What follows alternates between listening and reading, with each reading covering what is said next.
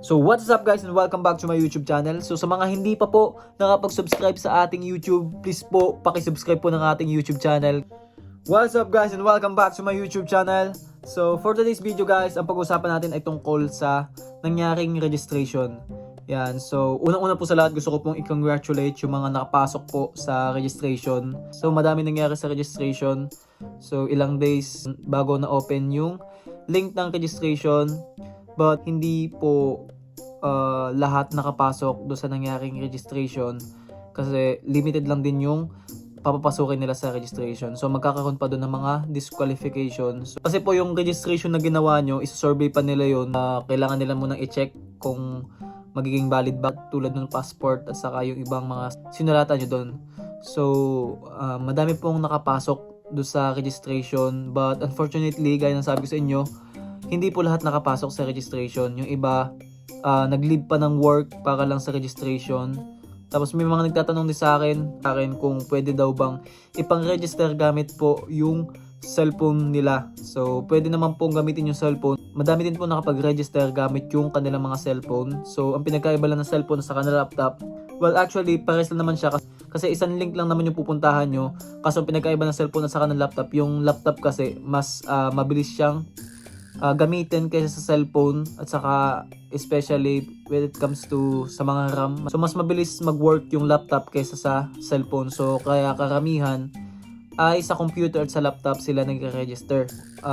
Nagkaroon kayo ng problema tungkol sa system ni DMW sa yung link para sa registration. So yung link guys kasi nangyari din sa amin yun, siguro nangyari din yun sa mga mas nauna pa sa amin. So, isang link yun guys kung saan kayo lahat magre-register. So, isipin nyo, buong bansa nag-aabang dun sa registration. Then, lahat ng mga devices na yun, i-open yung link. So, ang mangyayari talaga dun, yung link na i-open yun, magkakaroon talaga ng lag. At saka, parang tinatawag nilang interruptions. Kasi napakahirap guys. Kaya yun yung parang wino-workout nung DMW, kaya hindi agad sila makapaglabas ng link for registration sa examination. Mahirap kasi yung guys pagka iisa lang yung link na sabay-sabay yung gagamitin, so nagkakaroon talaga siya ng paglalag. Kaya yung iba hindi agad sila makapag-register kasi gawa din nun. At saka tungkol din sa picture, yan, so 14KB. Ang alam ko 14KB yun, katulad sa amin dati. So para ngayon madali na makapasok pagdating sa registration. Yun nga lang mahirap doon. Yung iba hindi nakapasok.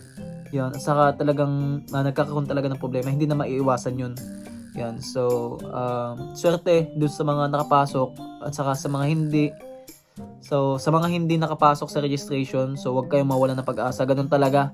So sa mga nakapasok, kahit naka-register na kayo, hindi ibig sabihin nun magpapakampante na kayo. Yan. So, ang gawin nyo guys, habang rini-review nila yung pinasa nyo sa kanilang registration, ay mag-aral pa rin kayo ng Korean. Kasi ilang buwan lang nun, magkakaroon agad kayo ng examination sa DMW. Iintayin nyo lang yung list kung kailan yung schedule ng exam nyo. Yun. So, much better kung ngayon pa lang ay nag-aaral na kayo. Kasi napakahalaga guys ng oras. Ako nagsasabi sa inyo. Kasi lahat naman ng nandito dumaan talaga sa proseso. Yan. So ang unang number 1 talaga na proseso at pinaka medyo mahirap lang talaga ay yung sa registration. Sa isang taon ang alam ko 2 times nagbibigay ng registration for the examination. Yan. So kayong mawalan ng pag-asa. Sa mga hindi nakapasok sa registration, mas suggest ko sa inyo na mag-aral pa rin kayo kahit hindi kayo nakapasok sa registration, since gusto niyo pa rin naman pumunta dito. So huwag kayo agad mawalan ng pag-asa. Simpleng registration lang yan. Isipin nyo, kung hindi kayo nakapasok ngayon, laging may susunod. Yun lang laging isipin nyo. Huwag kayong mawawalan ng pag-asa. Tapos sa mga mag-e-exam, gagawa ako ng video kung ano yung mga gusto nyo, mga pwede nyong pag-aralan sa yung mga lalabas sa examination. Yan, kasi alam ko madami nag-aabang ng mga video ko tungkol sa exam. And yun, so pipilitin kong gumawa ng mga video. Talagang medyo busy lang talaga ako dito sa work ko. Kasi 12 hours, gaya na sabi ko sa inyo, 12 hours ako nagtatrabaho. 12 hours ako nagtatrabaho kaya wala ako masyadong oras para makapagawa ng video kada uwi ako. So ngayon guys ay, anong oras na ba? Ngayon guys ay 11 PM na dito sa Korea. So ang pasok ko bukas ay alas 8. Pero ang gising ko dito sa bahay nun ay alas 6 kasi naliligo pa ako tapos nagre-ready din ako ng mga pagkain. So ilang oras na lang yung itutulog ko. So siningit ko lang talaga to kasi nakita ko madaming na-disappoint about dun sa nangyaring registration. Kasi ilang days bago magkaroon ng link kung saan pwedeng mag-register kasi down talaga yung system ni DMW about dun sa registration. At saka yung iba talaga guys ay napansin ko kasi nabasa ko sa mga Facebook page, GCs na yung iba hindi pumasok sa work nila at saka yung iba talagang natanggal talaga sa may trabaho dahil dun sa registration for the examination. Kasi yun din kasi talaga yung hirap kapag mangingiba man sa talaga tayo, parang sugal talaga. Medyo malungkot talaga yun na malalaman ko na nawalan kayo ng trabaho dahil lang sa registration. Doon sa mga nakapasa, ang masasuggest ko sa inyo ay mag-aral kayo. Sa mga hindi nakapasa, ganun din, mag-aral pa rin kayo kasi sa isang taon, madalas 2 beses sila nagkakaroon ng registration papunta dito. Kasi yung iba talaga hindi na maiwasan dyan yung aasa sa tsamba at saka sa hula. Kasi ang dami din nakapunta dito guys. Madami ako kakilala dito.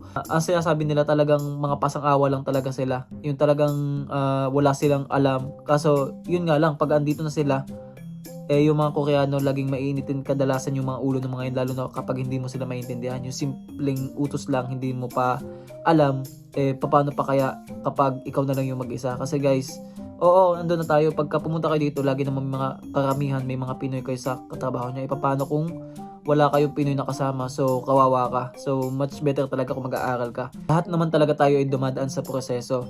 So, ganun talaga. Isipin nyo na lang na may pagkakataon pa para sa susunod. Huwag agad kayong mawawala ng pag-asa. At dun sa mga nakapasa naman guys, galingan nyo sa examination. Kahit pasang-awa lang, basta mahalaga may pasa nyo lang siya. Then after nun, skills test na. Napakadali lang daw na skills test, lalo na sa mga nag-schooling.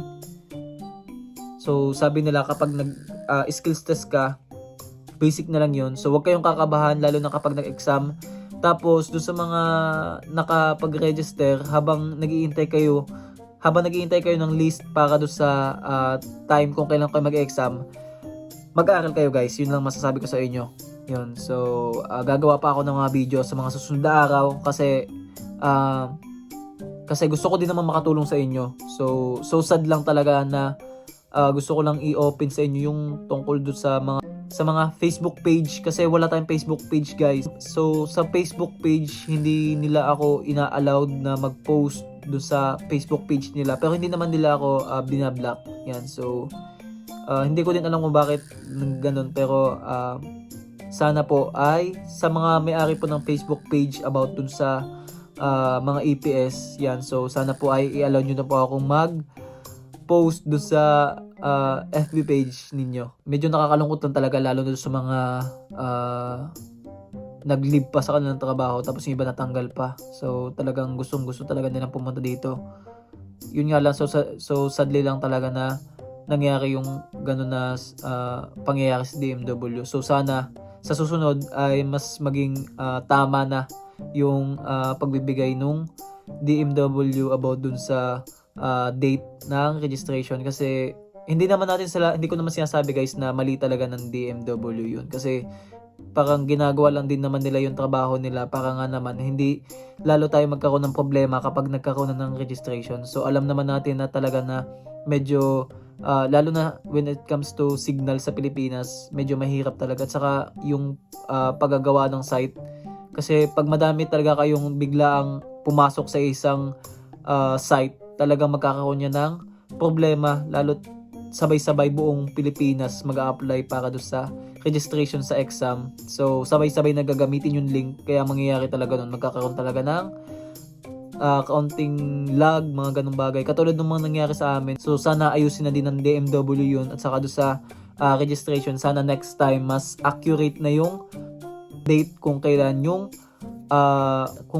tunay na registration, kasi madami talagang naapektuhan dun sa registration na yun. So sa mga nanonood po sa atin, mag-suggest po kayo kung ano po yung content na gusto nyong gawin ko. Pwede po kayo mag-comment sa baba kung ano po yung pwede nyong i-suggest na mga katanungan o kaya mga suggest content, at gagawin ko po yun ng video. Yun lamang po. So maraming salamat po. So magkita-kita po tayo dito sa Korea. So hanggang dito na lang po itong video na to, and see you again on my next video.